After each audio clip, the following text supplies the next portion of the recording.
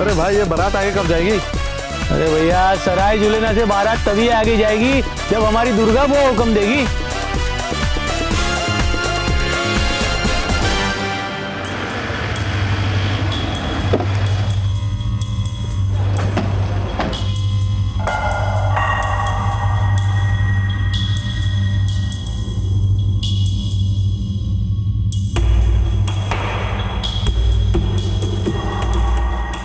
Sir, body के टुकड़े मिले लेकिन सिर नहीं मिला। हो सकता है पहचान छुपाने के लिए सिर कहीं और फेंक दिया हो। पूरे एरिया को अच्छी तरह से छान मारो, इन सब से भी पूछताछ करो, जरूर किसी ने कुछ ना कुछ देखा होगा। सर।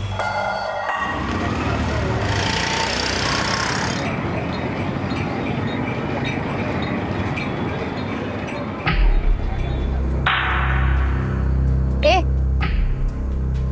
तूने मेरे बेटे को देखा क्या?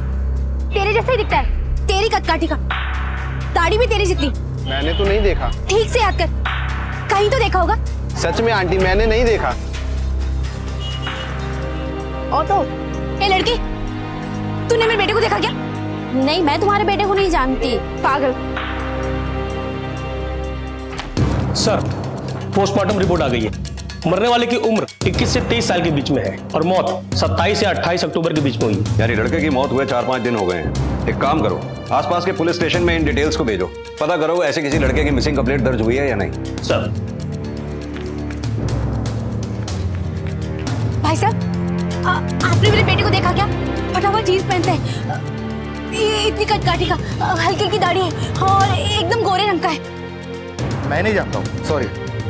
अरे किसी ने तो देखा होगा मेरे बेटे को। भाई साहब,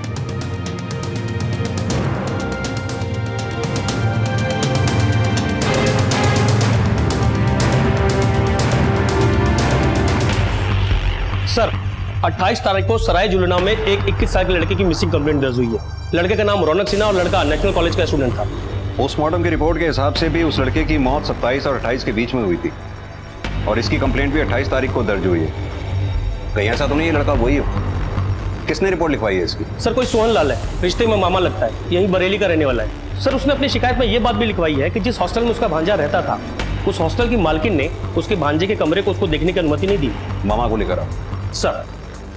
साहब, हमारा भांजा रोज फोन करता ही है, आज तक फेल नहीं हुआ उसका फोन। हफ्ते से फोन नहीं, मोबाइल भी बंद है। ऐसा कभी नहीं हुआ। हमारी बहन और उसके पति के गुजरने के बाद हम ही उसे अपने बेटे की तरह पाले हैं। हमारी पत्नी मामी नहीं, माँ थी उसके लिए। आपने अपनी कंप्लेंट में लिखा है जब आप अपने भांजे का कमरा देखने गए तो मालकिन ने आपको देखने की अनुमति नहीं दी। साहब, वो मालकिन औरत नहीं है, जरा भी तमीज नहीं। हम बोले कि मामा है, बोली कैसे मान ले कि मामा हो। हमको उसका कमरा भी देखने नहीं दिया। क्या नाम है उस औरत का? दुर्गा गुर्जर। बुआ, गलती हो गई बुआ, दोबारा ऐसे नहीं होगा। अगर फिर से हुआ तो 1000 जूते मार लेना, लेकिन अभी माफ कर दो। अभी कहाँ जाएंगे? बहुत जवानी चढ़ी हुई थी ना। प्लीज बुआ माफ कर दो। कहाँ जाएंगे अब हम? प्लीज क्यों? प्लीज माफ कर दो बुआ। मर गई है तेरी अम्मा, जाके गोद में बैठ के टेसुए बहाना। धर्मशाला खोल के नहीं रखा है तेरे जैसे के लिए यहाँ पर। निकल यहाँ से, निकल। आप ऐसे नहीं कर सकती, हमारा एग्रीमेंट बना है 1 साल रहने का। अच्छा, तो मुझे पता ही नहीं था। अरे हाँ, ये तो साल भर का है।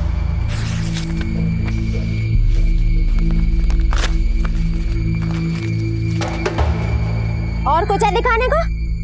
हाँ? चुपचाप चुपचाप बैग उठा के दोनों निकलो यहाँ से। दोबारा इस मोहल्ले में दिखाई नहीं पड़ोगे तुम दोनों, समझ में आ रहा है? चल उठाओ सामान, भागो यहाँ से। पूरा खाली हो गया? हाँ। चल निकल यहाँ से, चल चल। साले। दुर्गा, पुलिस। कैसे मान लूं कि बुड्ढा उसका मामा है? आप ही बताओ साहब। कोई भी आएगा और बोलेगा कि मैं मामा हूँ, काका हूँ, तो क्या मैं घुसने दूंगी? और कोई कायदा कानून है कि नहीं है? दिखाए थे ना आइडेंटिटी कार्ड। हाँ तो उसमें क्या लिखा हुआ है? सोहन लाल। ये तो नहीं लिखा ना कि तू उसका मामा है? यही रौनक के मामा है, हमने कंफर्म कर लिया। अब भी कोई आपत्ति है आपको? देखिए, कमरा तो हम देखेंगे क्योंकि हमें एक लड़के की लाश मिली है और हमें शक है कि वो लाश रौनक की हो सकती है। अब कमरा आप दिखाएंगी या?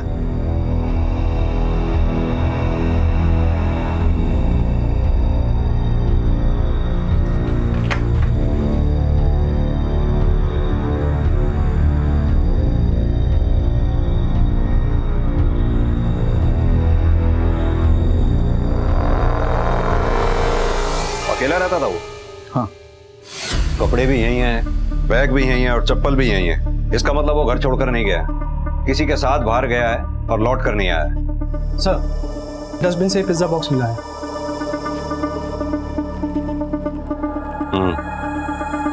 27 अक्टूबर की शाम की डिलीवरी है। आखिरी बार कब बात हुई थी आपकी उससे? 25 तारीख को। मैं हर महीने की 25 तारीख को किराया ले लेती हूँ साहब, क्योंकि 1 तारीख को बंदा भाग जाए तो। कुछ बताया उसने? कहाँ गया वो? सगे वाला नहीं है साहब वो मेरा। मैंने किराया ले लिया, मेरा काम खत्म। उसके बाद वो कहाँ जा रहा है मैं क्या जानूं।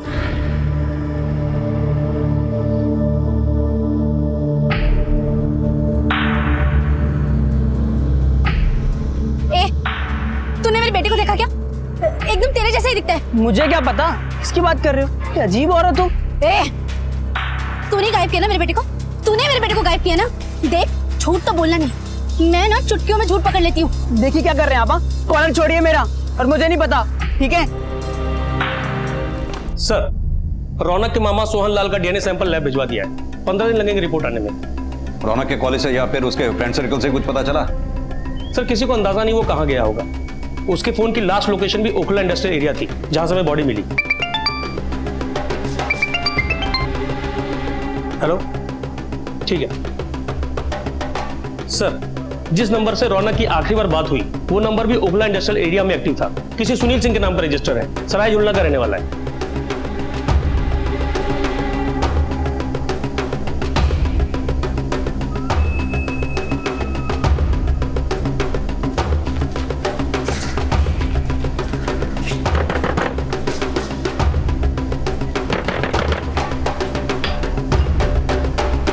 आप लोग, मेरा बेटा मिला क्या? सुनील आपके बेटे का नाम है? हाँ, मिला क्या वो? हम वही पूछने आए हैं। कहाँ है सुनील? मैं भी तो उसे ढूंढते फिर रही हूँ, पता नहीं कहाँ चला गया। माँ की तो जैसे परवाह ही नहीं है। कितने दिन से गायब है? 1 हफ्ते से। 27 तारीख को गया था। अच्छा, किसी रौनक को जानती हैं आप? आपके घर आया जाया करता था रौनक? ऐसा अकेले माँ को छोड़कर कोई जाता है क्या? माँ की तो जरा भी परवाह नहीं है, जरूर कोई बहकाया होगा उसे। हमने आपसे पूछा किसी रौनक को जानती हैं आप? आपके घर आया जाया करता था रौनक? कहाँ जाता है, क्या करता है, कभी भी नहीं बता के जाता। मैं कहाँ ढूंढूं? राशन का एक दाना नहीं है घर पे।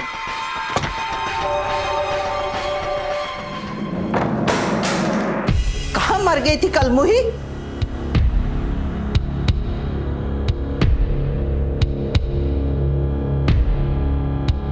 मुफ्त में रिमोट नहीं आता है अम्मा। तू कमा रही है ना कमीनी, और करती क्या है तू?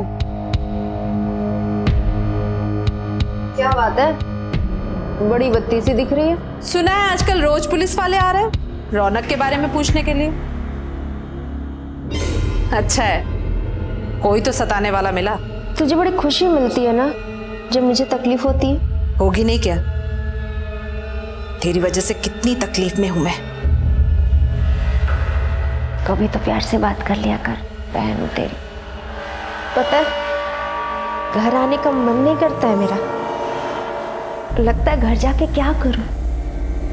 कोई तो नहीं है जो मेरा दुख पूछे मुझसे। दूसरों को दुख देने वाले कैसे खुश रहेंगे?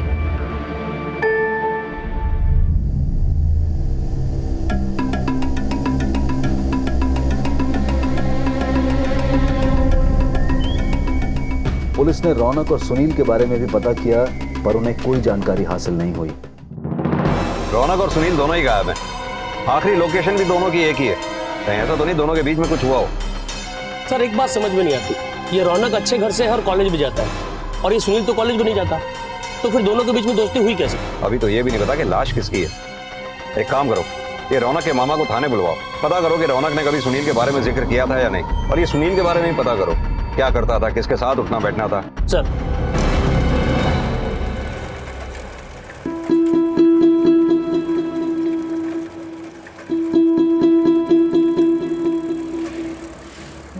ओ पिंटू, कैसा है? सब बढ़िया दीदी। सब ठीक है? चल हाँ। बाद में मिलती हूँ। हाँ, ओके।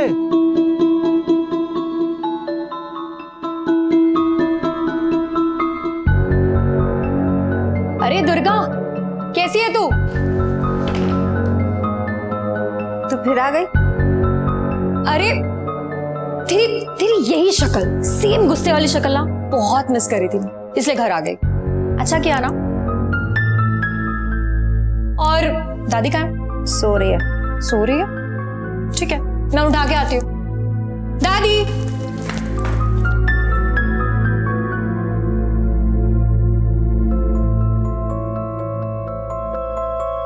सुनील नाम का दोस्त?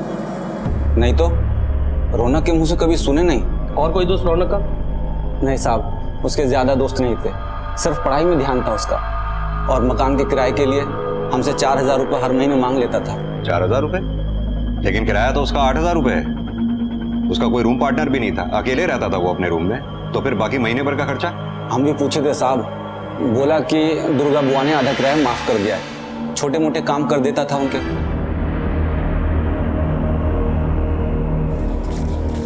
अब क्या चाहिए? शॉपिंग करनी है, लाजपत में सेल है। चल निकल यहाँ से, जाके अपने पति से मांग। एक नंबर की मक्खी चूस रहा तू। हाँ, तेरे पैसे में मेरा हक है। तेरे हक के सारे पैसे ना तेरी शादी में खर्च कर चुकी हूँ, समझ में आया? चल निकल यहाँ से। दुर्गा, पुलिस आई है।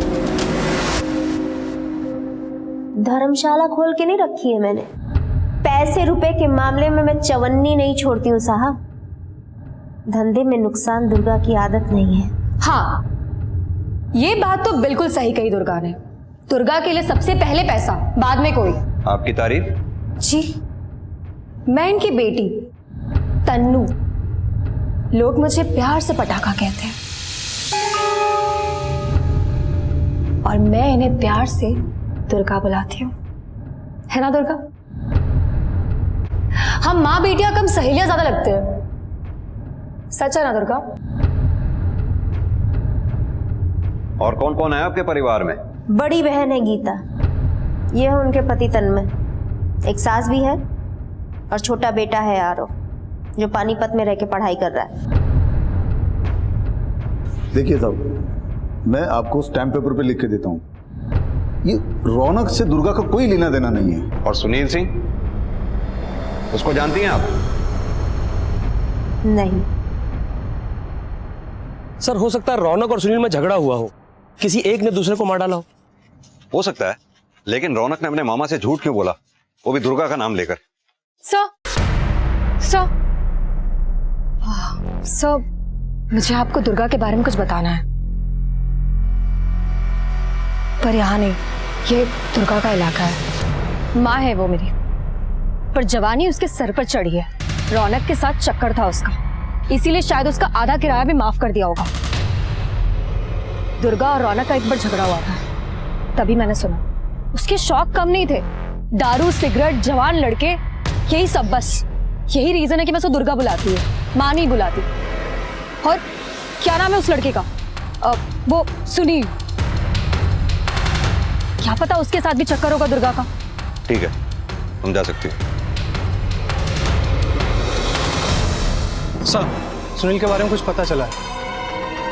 कभी साहब, मेरा बेटा मिला क्या? साहब, मेरी बात का जवाब तो दीजिए। मेरा बेटा मिला क्या? आप लोग ऐसे क्या ढूंढ रहे हैं?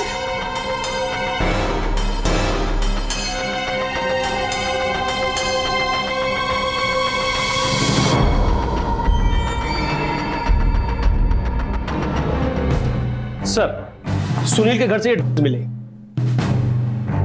और ये डायरी भी मिली है सर। और सर, हैरानी की बात यह है कि इस डायरी में दुर्गा का नाम और नंबर दोनों है।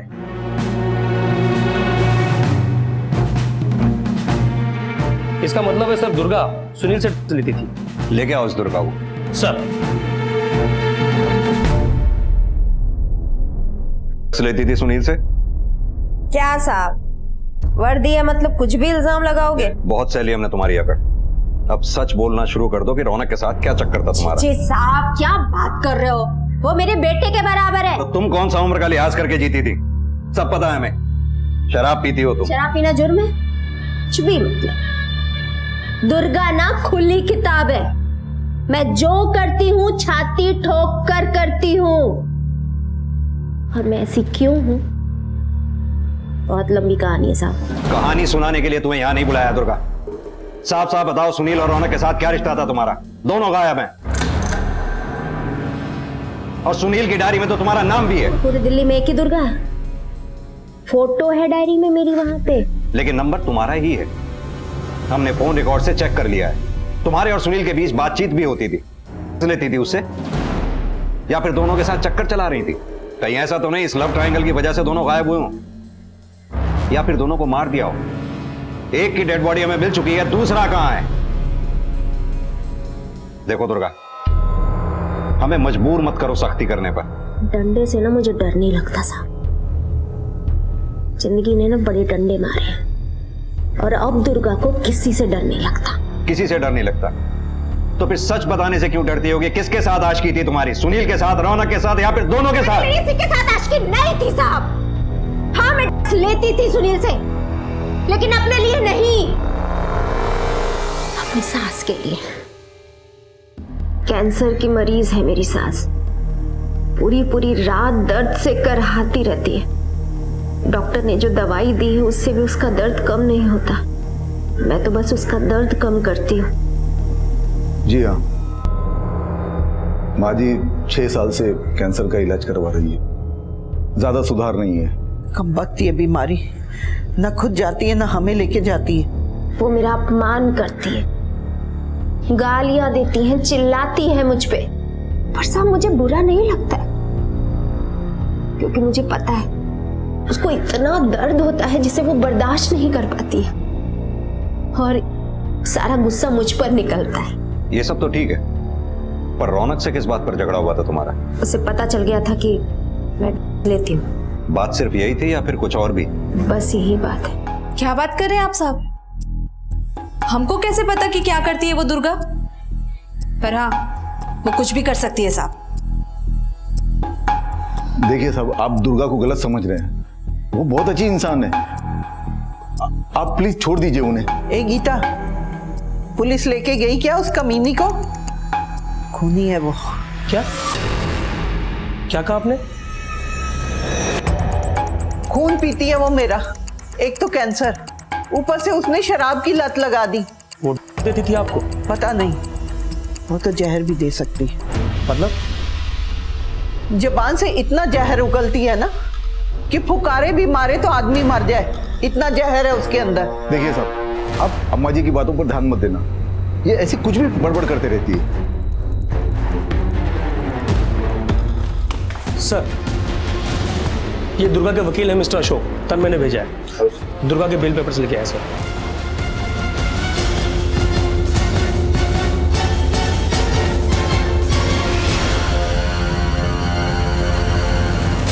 सर आइए।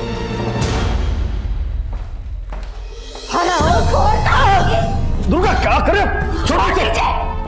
आज नहीं, इसने पुलिस में मेरे खिलाफ बोला। ऐसे क्यों मार रही उसको? छोड़ो से। ए दुर्गा के चमचे, चुप! मारना, ले मार। बहुत मारने का शौक है ना तुझे, ले मार, ले। मारती क्यों नहीं? चुप क्यों हो गई? हाँ, तू जितना मुझे मारेगी ना, तुझे उतना चोट पहुंचेगा, समझी तो? और तुझे ऐसे पल पल मरते देख के ना मेरे कलेजे को ठंडक पड़ती है।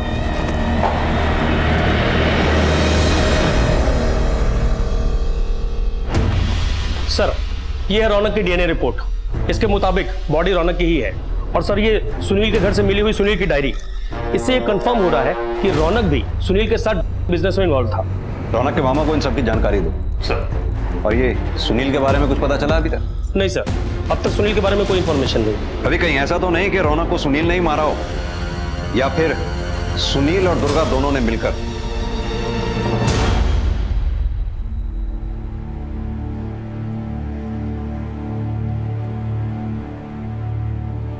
सो गई क्या कलमुही? आज नहीं अम्मा, आज गाली सुनने का मन नहीं। कैसी लड़की जनी है मैंने, हमेशा डसती रहती है मुझे। खैर छोड़ो, बैग बनाओ ना आप मेरे लिए।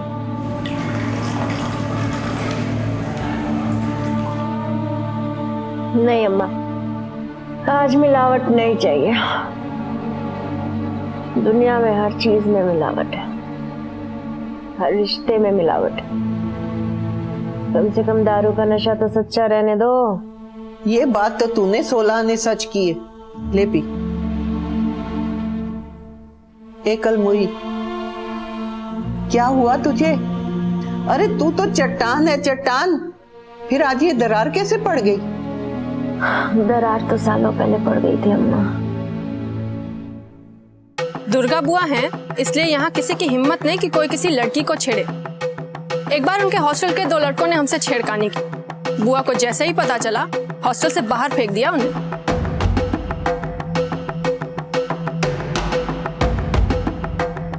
समस्या चाहे जो भी हो, घर की हो चाहे बाहर की, रात के 12 बजे भी दुर्गा जी का दरवाजा खटखटाओ ना तो वो हमेशा मदद के लिए तैयार रहती थी। और हाँ साहब, हमारे पास में ही एक बगीचा है, वहाँ पर शाम को बच्चे खेला करते हैं। उस जमीन पर एक बिल्डर की और एक नेता की ऐसी बुरी नीयत खराब हुई कि उस जमीन पर वो लोग बिल्डिंग बनाना चाहते थे, पर दुर्गा जी उन दोनों के बीच में आ गई, दीवार बनकर खड़ी हो गई। किसी की दाल नहीं गल पाई साहब। सर, वहाँ के लोग बड़ी इज्जत करते हैं दुर्गा की, पूरे मोहल्ले की बुआ है वो। 100 काम अच्छे करते हैं, इसका मतलब ये नहीं कि उसने कभी कोई बुरा काम किया ही नहीं होगा। ऐसे मसीहा लोगों की जिंदगी की शुरुआत जुर्म से ही होती है। सर, 2 बार दुर्गा की सास कुछ ऐसा बोलते बोलते रुक गए कि दुर्गा खूनी है, फिर अचानक बात को घुमा दिया। दुर्गा की बेटी तनु, उस पर विश्वास हम कर नहीं सकते। दुर्गा का जीजा तन्मय, वो दुर्गा के खिलाफ कुछ बोलेगा नहीं। अब रही दुर्गा की बहन गीता, एकदम चुप्पी साध लेती है, लेकिन उसकी आंखों में नफरत साफ नजर आती है दुर्गा के लिए। वो कभी एक भी अच्छा लफ्ज नहीं बोली दुर्गा के लिए। उसकी कोई नब्ज दबाएंगे तो वो जरूर बोल पड़ेगी। क्या जानना चाहते हो आप साहब? दुर्गा के बारे में सब कुछ, जो कुछ भी तुम जानती हो। 12 साल पहले आए हम लोग यहाँ, गांव में बंधुआ मजदूरी करते थे। फिर दुर्गा और मेरे पति ने यहाँ लाकर बसा दिया हम लोगों को। गांव की जमीन बेच दी और यहाँ एक छोटी सी दुकान भी ली। दुकान कुछ ज्यादा चलती नहीं थी, फिर दुर्गा ने वो दुकान भी बेच दी और ये प्रॉपर्टी की दलाली में घुस गई। 3 साल पहले हमारा भाग्य बदला। बैंक से लोन लेकर एक बिल्डिंग ली, फिर दूसरी, फिर तीसरी। अब तो 7 बिल्डिंग है साहब, अच्छा किराया आता है। उसकी जिंदगी तो संवर गई, पर हमारा क्या?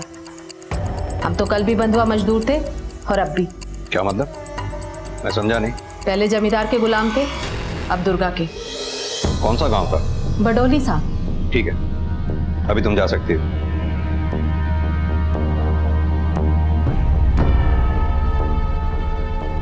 रवि, दुर्गा ने कहा था कि बहुत लंबी कहानी है उसकी जिंदगी। वहीं चलते हैं जहां से ये जिंदगी शुरू हुई थी।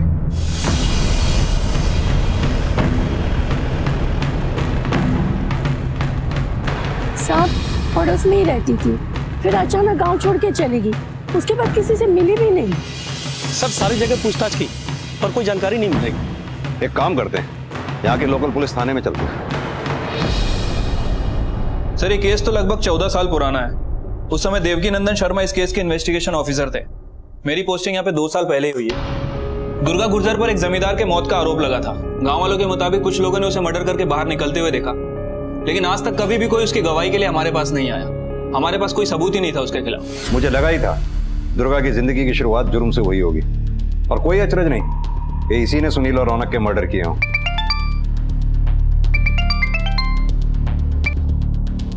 हेलो सर, यमुना किनारे सुनील की लाश मिली है। सर, पोस्टमार्टम रिपोर्ट के हिसाब से सुनील की मौत भी 27 अक्टूबर को हुई है, उसी दिन जिस दिन रौनक का मर्डर हुआ था। और सर, मर्डर का तरीका एक सा है। सुनील को भी पेट में चाकू मारा गया। उस दिन दुर्गा का फोन बंद था। और सर, ये सुनील, दुर्गा और रौनक तीनों एक दूसरे को जानते थे।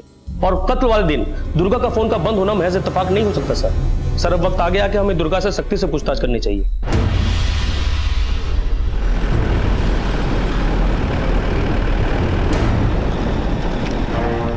नहीं जी, वो तो घर पे नहीं है। भाग गई होगी कलमुही। यहां रह के करेगी भी क्या? यहां उसका है ही कौन अपना? सब खून पीते हैं उसका।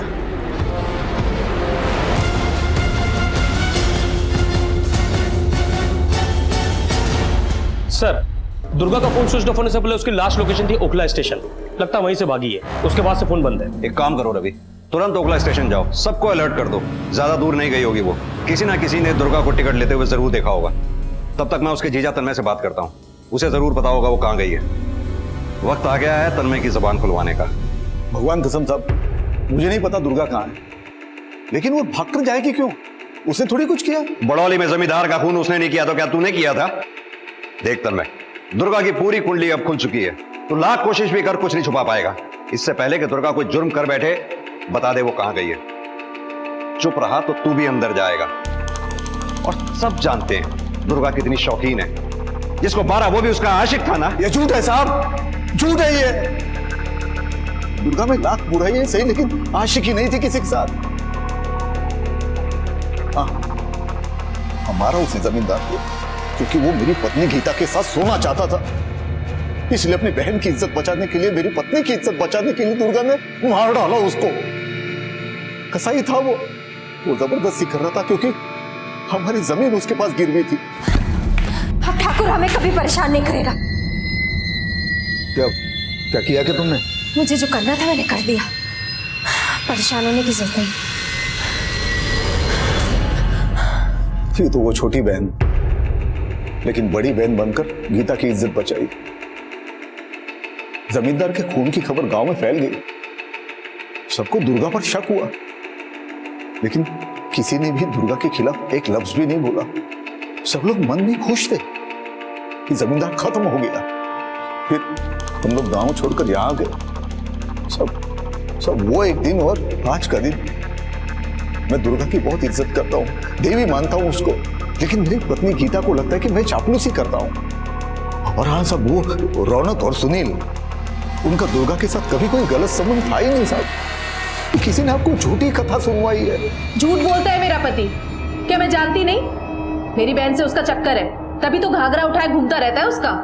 एक बार तो बातचीत भी सुनी थी मैंने उसकी और दुर्गा की। गीता दीदी को ये बात पता नहीं चलनी चाहिए। गीता तो क्या, किसी को भी पता नहीं चलेगी, यकीन मान। ये राज सिर्फ हम दोनों के बीच में ही रहेगा। अब ये गीता कुछ भी बोलती है साहब, क्या पता है उसको? गलती तो मुझसे हुई थी, एक लड़की पर दिल आ गया था मेरा। दुर्गा ने हमें रंगे हाथ पकड़ा था, लेकिन सब समझाया हमको दुर्गा ने। वो कसम खिलाई कि दोबारा ऐसी गलती ना हो, और खुद भी कसम खाई थी कि इस बात का वो गीता को कभी पता नहीं चलने देगी।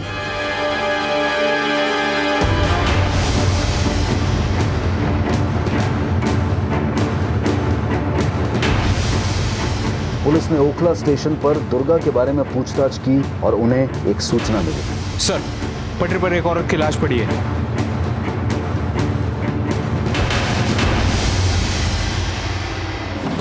सर, ओखला स्टेशन के प्लेटफॉर्म के सीसीटीवी फुटेज में दुर्गा का पीछा करते हुए एक औरत नजर आई, लेकिन उसका चेहरा क्लियर नहीं दिख रहा है। जरूर उसकी बहन गीता हो सकती है। बड़ी नफरत है गीता के मन में दुर्गा के लिए, और वजह भी दुर्गा से बदला लेने की। साहब, शक तो बरसों से था, तो बदला आज क्यों लूंगी?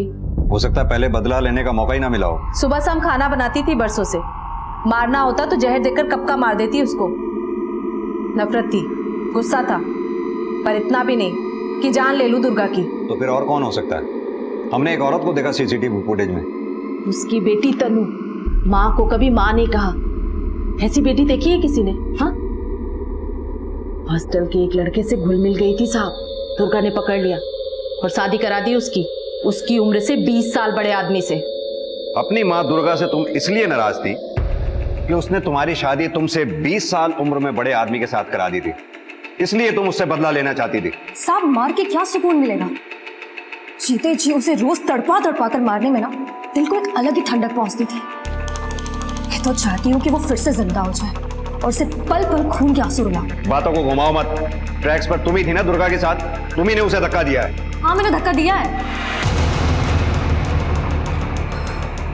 रोज सोचती थी कि उसे कहां से धक्का दूं, कैसे उसे पल पल मरता देखूं।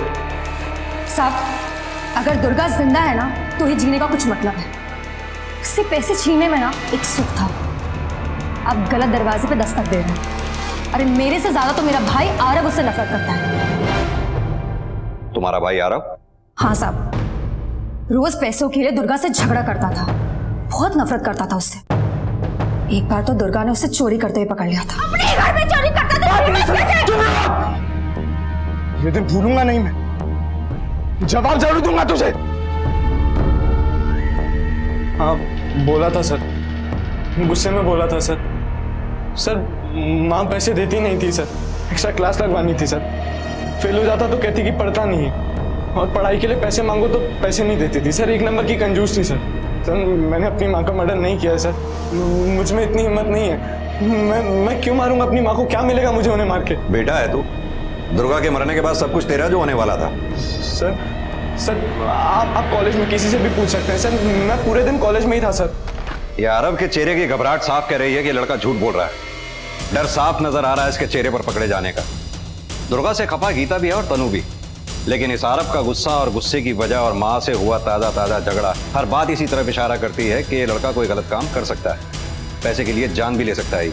इससे तो सिर्फ दुर्गा की मौत की गुत्थी सुलझेगी सर। सुनील और रौनक मर्डर केस में एक इंच भी आगे नहीं बढ़ पाए हम लोग।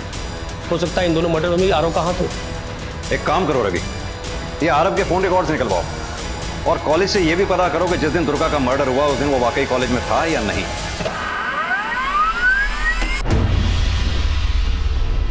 सर आरव के कॉलेज से पता चला है कि आरव का पढ़ाई में बिल्कुल ध्यान नहीं था, आवारागर्दी करता था और लड़कियां घुमाता था। बहुत से लोगों से उधार रखा उसने। उसके कॉल रिकॉर्ड से कुछ पता चला? सर जिस दिन दुर्गा की मौत हुई आरव पानीपत में ही था, लेकिन सर 27 अक्टूबर की रात उसकी लोकेशन है ओखला इंडस्ट्रियल एरिया।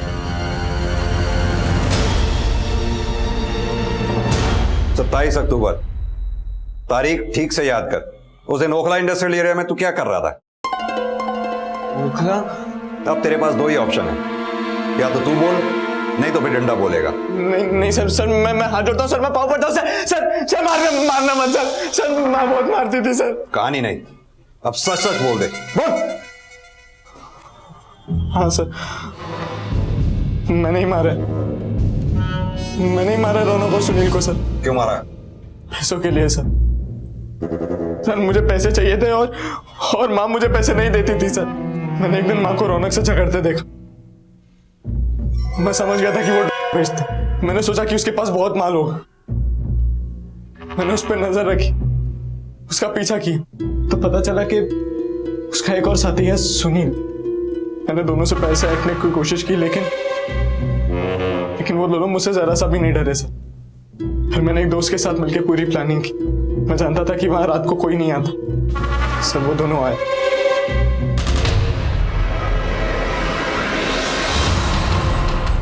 रौनक की लाश को काट के ठिकाने लगा दिया था, लेकिन सुनील की बॉडी को काटने के बाद किसी के आने की आहट हुई। हम घबरा गए और सुनील की लाश को गाड़ी में डाला और भागे वहां से। फिर सुनील की लाश को नदी में फेंक दी। दुर्गा को किससे मरवाया? दोस्त से या फिर किसी गर्लफ्रेंड से? नहीं सर मैं सच कह रहा हूँ सर यकीन कीजिए मेरा सर। मैंने सिर्फ सुनील और रौनक को मारा है सर माँ को मैंने नहीं मारा सर, मैं सच कह रहा हूँ सर। अगर तूने दुर्गा को नहीं मारा तो फिर उसे मारा किसने? सर शायद तनु ने मारा है सर मेरी बहन ने मारा होगा सर। तनु रौनक को पैसे देती थी और माँ ने उसकी चोरी पकड़ ली थी सर एक चाय वाला आया, उसने उस औरत का चेहरा देखा था जो दुर्गा का पीछा कर रही थी ओखला स्टेशन पर। तुम उसका स्केच बनवा सकते हो? हाँ साहब बनवा सकता हूँ। वो पागल औरत स्टेशन के पास हमेशा अपने बेटे को ढूंढती रहती है। कहीं सुनील की माँ चित्रा तो नहीं?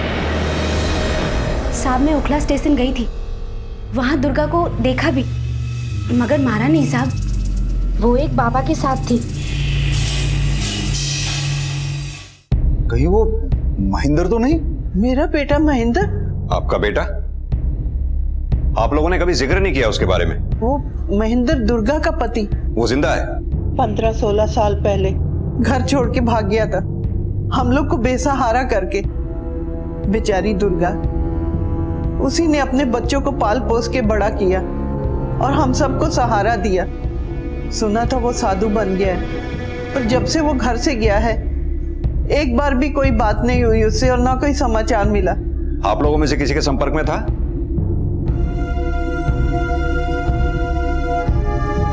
कुपूत है वो, मेरे सामने आने की हिम्मत नहीं है उसकी। नालायक कहीं का। हमें उसकी फोटो चाहिए होगी।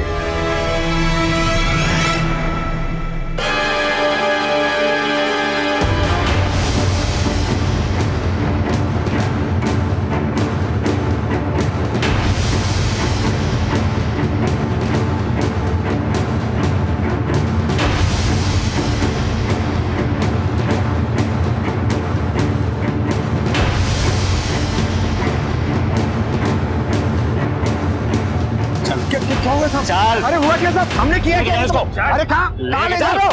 अरे बताओ तो सही। बता आप सच बता, किसने मारा दुर्गा को? बोल। सब भोलेनाथ की कसम, हमने किसी को नहीं मारा। तूने नहीं मारा तो फिर किसने मारा दुर्गा को? तू ही वो शख्स है जिससे दुर्गा अपनी मौत से पहले आखिरी बार मिली थी। सब पिछली बार जब मैं यहाँ आया था तो दुर्गा ने मुझे पहचान लिया था और फिर उसने उस दिन मुझे मिलने के लिए बुलाया।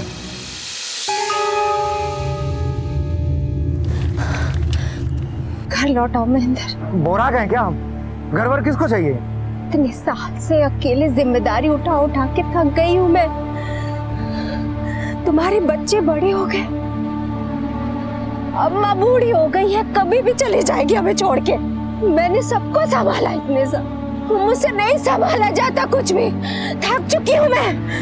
इतने सालों से खून का बोझ अपने सीने पे लेके मैं ढो रही हूँ।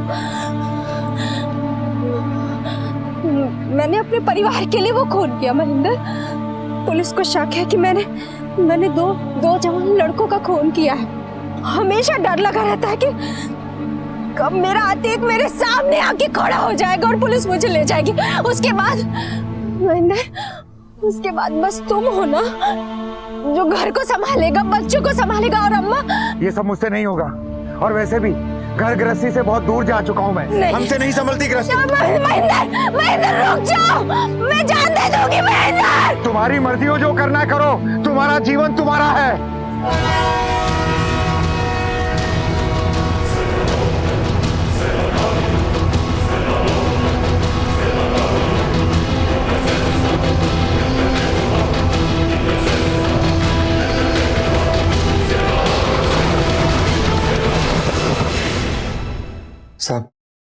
साहब मैं डर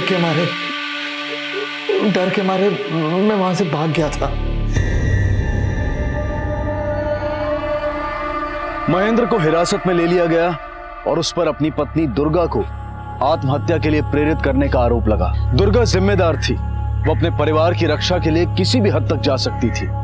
उसने साबित कर दिया कि एक औरत भी उस पेशे में कामयाब हो सकती है जो आमतौर पर सिर्फ मर्दों के हाथ में है। लेकिन उसकी इस कामयाबी की शुरुआत एक जुर्म से हुई।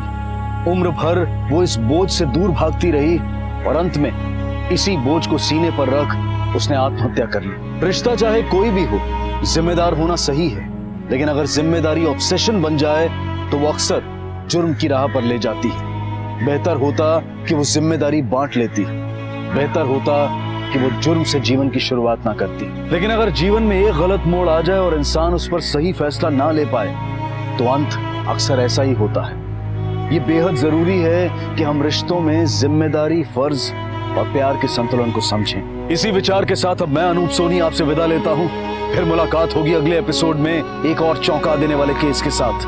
तब तक अपना और अपने परिवार का ख्याल रखें और देखते रहें क्राइम पेट्रोल डायल 100। सबक एक को सीख हम सबको। जय हिंद।